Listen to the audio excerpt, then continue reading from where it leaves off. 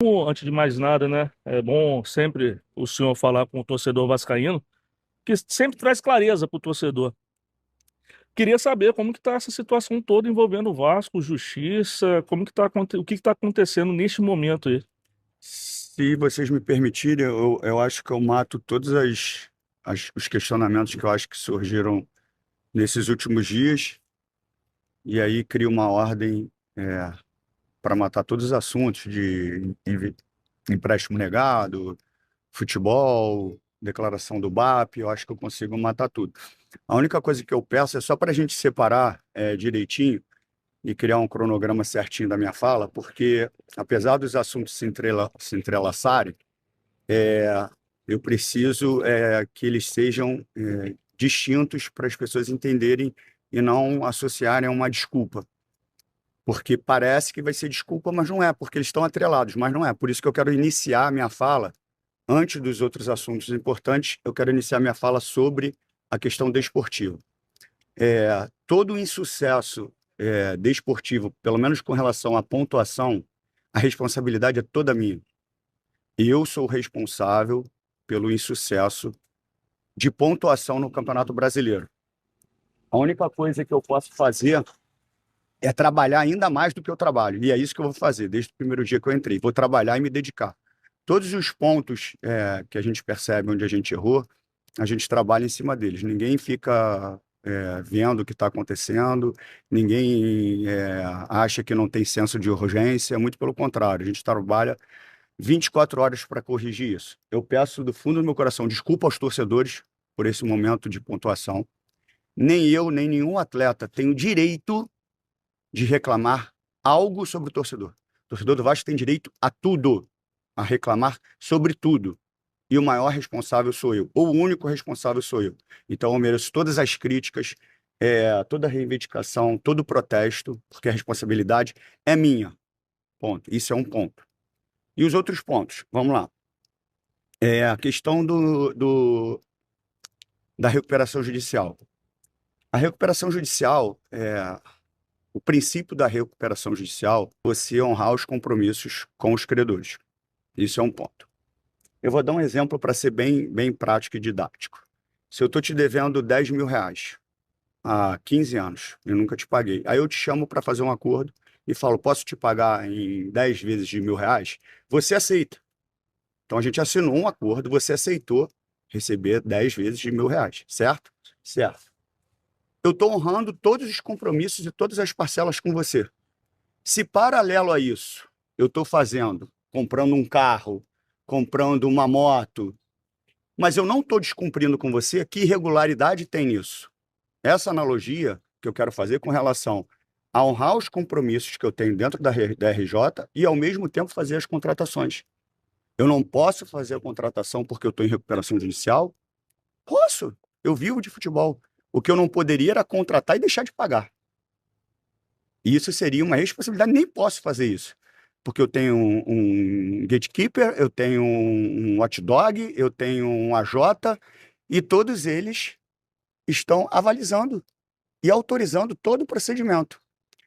E aí o que me assusta, e eu peço encarecidamente à juíza que ela olhe com os bons olhos, tudo que está acontecendo com relação à instituição foi depois dos personagens que saíram do Vasco. Eu fui tirado da cadeira, a burocracia aumentou por um empréstimo, e esses empréstimos, como eu já falei, eu não tiro da minha cabeça. E esses empréstimos são pagos. Eu não pego o empréstimo e deixo pagar, ele está dentro de um cronograma e dentro do plano de recuperação judicial para eu pagar. O acordo entre o investidor, o futuro investidor, e a 777 está muito bem construído. E me surpreende muito a 777 Carioca pediu uma auditoria, uma empresa falida pediu auditoria, mas se a 777 está fazendo um acordo com o investidor, está quase tudo certo. Quem está por trás da 777? Quem está por trás da 777? Inclusive, eu fui ameaçado de perder os meus bens. Fui ameaçado de perder os meus bens. E, obviamente, se o empréstimo continuar negado, eu vou ficar inadimplente. E a inadimplência, a falta de pagamento para os credores, é uma gestão temerária. E, automaticamente, ela prejudica o processo legal da recuperação judicial. Com isso, meus bens são bloqueados.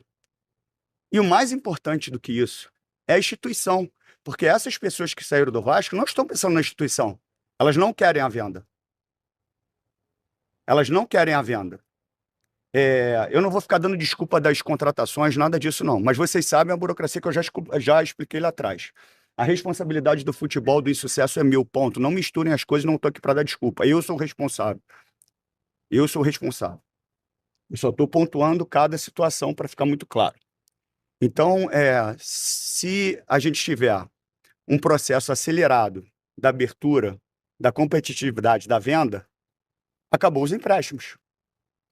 Então, o que eu peço à juíza é que ela olhe tudo que foi organizado pela instituição desde o dia em que eu entrei, até hoje. E um dos princípios da recuperação judicial é você pagar os credores. Então, eu peço que ela olhe com carinho para essa situação. Primeiro, para liberar o que a gente precisa ser liberado, que o dinheiro, os 150 milhões, não é só para contratação, é para pagar funcionário, é para pagar os credores, é para pagar os fornecedores e, consequentemente, também fazer as contratações. E isso estava dentro do plano da recuperação judicial. Ninguém inventou isso, que fique muito claro. E se, para a gente acabar com isso, que ela consiga abrir o mais rápido possível o processo de competitividade para a gente fazer a venda. Vai ter a oportunidade de outros investidores chegarem com uma proposta maior, pautada como base pela proposta do Marcos. E se alguém aumentar a proposta, o Marcos tem o direito de empatar. E chegando, fazendo todo esse processo, acontece a venda, acabou a questão do empréstimo. O outro ponto é o BAP. Primeiro eu vou falar da pessoa, e eu não estou falando zero instituição, tá? Estou falando do BAP especificamente.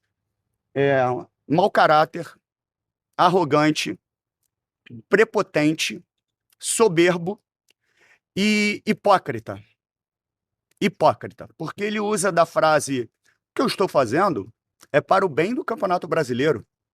É para o Campeonato Brasileiro ter uma isonomia, um processo legal. Isso quando não se diz respeito ao clube que ele representa.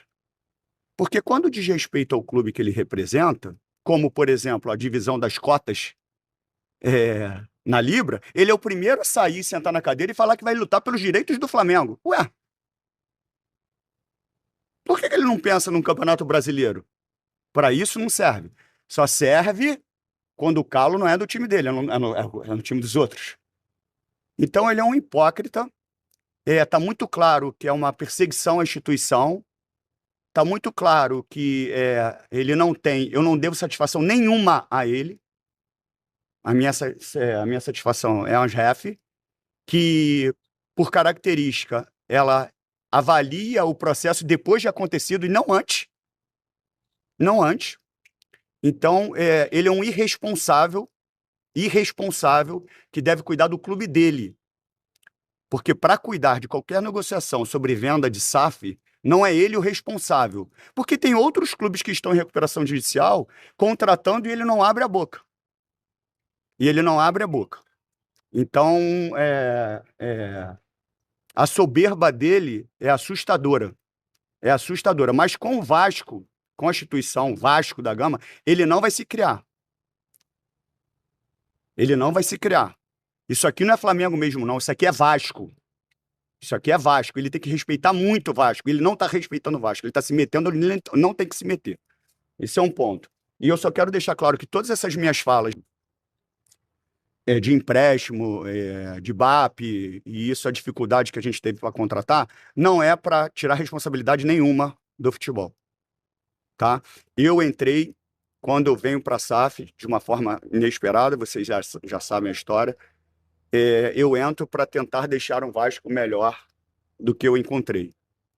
Eu faço meu 100%, eu sou imperfeito. Não sei se o meu 100% vai ser capaz de botar o Vasco no lugar que ele merece. mas é o que eu vou fazer, é o que eu vou trabalhar até o último dia para tirar o Vasco dessa situação ruim e difícil. Mas para ficar muito claro, não tem desculpa. A responsabilidade dessa situação é toda minha. Se vocês tiverem mais perguntas sobre qualquer assunto. Pedrinho, dentro dessas medidas, né, em relação às contratações, como é que está sendo os esforços para a contratação de um camisa 9? Se o Vasco vai adotar o modelo de empréstimo, alguém livre no mercado, ou qual vai ser o planejamento dentro dessa contratação para um camisa 9? Essa dificuldade, para ficar claro que as pessoas podem falar, quem está por trás da 777 são as mesmas pessoas que convidam, vou falar vocês, mas não especificamente vocês, né? Só para usar o nome jornalista. Vocês, jornalistas, para se encontrarem. São as mesmas pessoas, inclusive que saíram do Vasco. Com relação às contratações, a gente, obviamente que todo esse processo, por isso que eu não queria entrar para não parecer desculpa, mas como você está fazendo a pergunta, eu tenho que explicar. Todo esse processo de negociação dos próprios os dois jogadores que chegaram, do Polídio e do Sousa, elas tiveram um processo de burocracias que demoraram muito, muito, muito, muito. E aí causa toda uma insegurança nos jogadores que vêm. Então, assim, a busca pelo camisa 9 ou por outras posições, elas já são identificadas. Porque num momento ruim, na fase ruim, qualquer coisa que eu fale vai parecer desculpa, por isso que eu deixei bem claro que não tem desculpa, aqui tem responsabilidade e ela é minha. Mas só que, assim, parece que a gente não tem um processo de scout, parece que a gente não tem um processo elaborado de contratação, parece que a gente está ali conversando e tira da cabeça um jogador e não é assim. Todas as contratações que nós fizemos, acertamos e erramos, inclusive as duas últimas também foram muito elogiadas, como outras que nós fizemos. E se você olhar com a frieza, esquecendo a pontuação, com a frieza do jogo do Santos, nós fomos melhores até a tomar o gol, e aí é futebol, você não tem como explicar. O que a gente precisa fazer, independente de quem chegue, independente dos processos que ainda vão acontecer para a gente ter o recurso para contratar, é que a gente reaja aqui dentro. Reaja trabalhando cada vez mais, que é o que eu cobro deles. E quietinho. Ninguém vai abrir a boca para falar nada. É treinar, trabalhar, que é a mesma coisa que eu vou fazer, para a gente reagir. Porque até o último dia que eu estiver aqui dentro vai ser o último dia de luta, 100% de luta, que foi desde o primeiro momento que eu entrei no Vasco. Presidente Pedrinho, foi feito há 2 anos atrás um acordo para exercer alguns jogos do Vasco no Maracanã. Acho que Flamengo e Fluminense foram eliminados da Copa do Brasil. E os administradores do Maracanã, por si só, sabemos que não vai jogar a Copa do Brasil nesta data. Há a possibilidade desse jogo do Vasco exercer o mando de campo no jogo contra o Vitória pela Copa do Brasil no Maracanã? Tem, se não tiver nenhum problema contratual que possa surgir no meio do caminho, a gente tem direito a alguns jogos e a possibilidade existe, e até pela sensibilidade, como eu já falei, de vestiário, jogadores e comissão técnica, hoje a tendência é que seja mais Maracanã do que São Januário. Obrigado. Pedrinho, o Vasco vai recorrer à auditoria ou vai brigar com a A gente vai recorrer em todas as instâncias com relação a todos os procedimentos. Para ficar muito claro, tudo que foi acordado dentro da recuperação judicial está sendo cumprido à risca. Inclusive, se não tiver o recurso, todos esses, como eu posso dizer, todos esses fiscalizadores, eles são pagos por nós. Colocado pela juíza, obviamente, né, o watchdog, eles são pagos pelo Vasco. Então, eu preciso dos recursos necessários. E não é assim, hoje eu quero 150 milhões, amanhã eu acordei e quero 40. Não, isso está dentro de um cronograma. Então, assim, e vai ser pago. Se eu não estivesse pagando, eu não estaria nem aqui, porque eu estaria correndo atrás dos meus bens que eu perdi. Mas não é sobre isso, é sobre a instituição. Estão fazendo mal à instituição, não querem a venda. O insucesso desportivo, que é responsabilidade minha, é o que eles precisam para criar esse tumulto todo. Então, assim, eu só peço que não precisa pensar em mim, não, e nos meus bens, não, porque virou pessoal. Eu quero que pense na instituição. Deixem o Vasco em paz. Deixem o Vasco seguir o seu caminho. Só isso. Deixe o Vasco seguir o seu caminho. Tá bom? Só um último detalhe, a sua avaliação em relação a essa pressão, né? Porque você falou lá na CBF e a narrativa realmente temos um presidente. O Pedrinho é o melhor presidente. Eu sou o melhor presidente quando ganha, só quando perde eu sou o pior, e assim. Quando a situação tá ruim, aí é aquela narrativa, fora Pedrinho e fora Felipe. Como é que você Cara, avalia a situação do Felipe nesse eu acho uma injustiça, porque o Felipe é uma pessoa mais